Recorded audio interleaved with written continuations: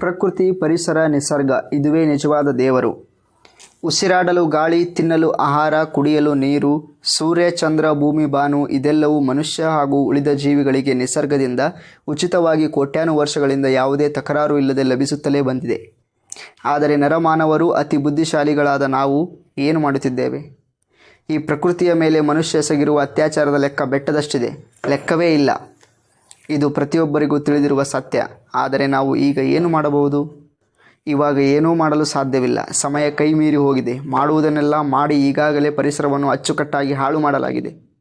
ಈಗ ಅದರ ಪ್ರತಿಫಲವನ್ನು ಅನುಭವಿಸಬೇಕು. ಮಾಡಿದ್ದುಣ್ಣೋ ಮಹಾರಾಯ ಎಂಬ ಗಾದೆ ಮಾತಿನಂತೆ ಪ್ರಕೃತಿಯ ಇನ್ನೊಂದು ಮುಖವನ್ನು ನೋಡಲು ಸಿದ್ಧರಾಗಬೇಕು ಅಷ್ಟೇ. ಅತಿವೃಷ್ಟಿ, ಅನಾವೃಷ್ಟಿ, ಭೂಕಂಪ, ಸುನಾಮಿ ಎಲ್ಲವನ್ನು ತಡೆಯಲು ಮನುಷ್ಯನು ಕಂಡುಹಿಡಿದ ಯಾವ ಯಂತ್ರಗಳಿಂದಲೂ ಸಾಧ್ಯವಿಲ್ಲ. ಜೈ ಪರಿಸರ, ಜೈ ಪ್ರಕೃತಿ. ನನ್ನ ಬರವಣಿಗೆಯಲ್ಲಿ ಯಾವುದೇ ಲಾಜಿಕ್ ಇಲ್ಲ.